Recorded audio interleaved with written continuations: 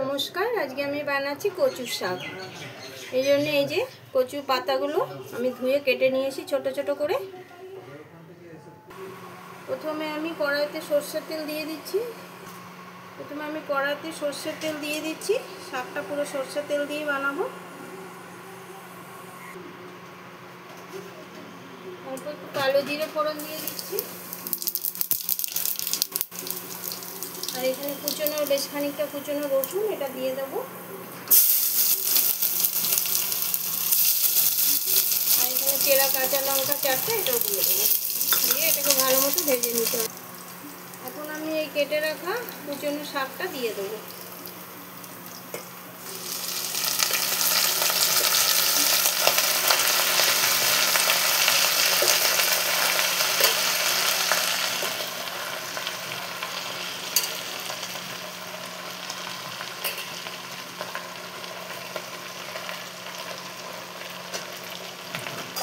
এবার এটা ঢাকা দিয়ে দেবো, আস্তে আস্তে কমে যাবে।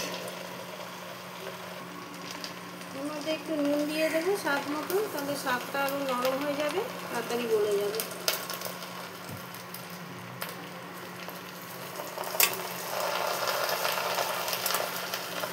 এবার ঢাকা দিয়ে দেবো।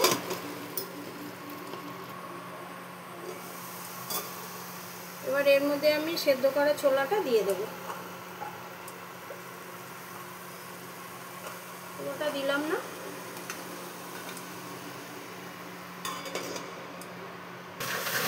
এবার এর মধ্যে হলুদ দিয়ে দিচ্ছি।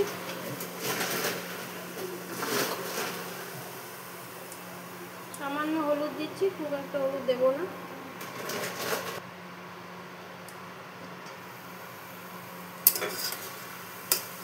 শাকটা দেখুন কতটা ছিল আর কতটা শুকিয়ে কত কমে গেছে। আমার শাকটা অনেকটাই গলে গেছে।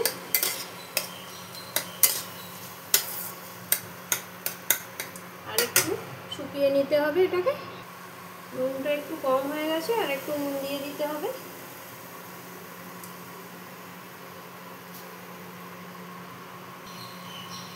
সামান্য একটু চিনি দিয়ে দেবো, এতটা মতো চিনি দিয়ে মিলিয়ে নেব। শাকটা আমার হয়ে গেছে। এর মধ্যে এই লেবুর রসটা দিয়ে দেবো লাস্টে।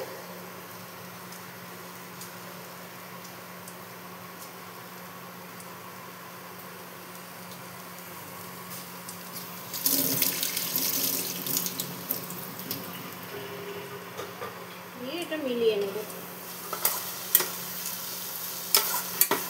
রান্না আমার কমপ্লিট, এটা বন্ধ করে দিচ্ছি। এবার আমি শাকটাকে সার্ভ করে নিচ্ছি। এটা খেতে খুব সুন্দর লাগে আর গলা চুলকোয় না। শাকটা খুব তাড়াতাড়ি রান্না হয়ে যায়।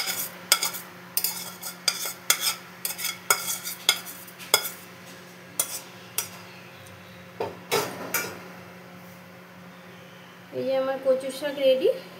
এটা খেতে খুব ভালো লাগে আর খুব তাড়াতাড়ি হয়েও যায়। আর যদি ভালো লাগে তো একটা লাইক করে দেবেন।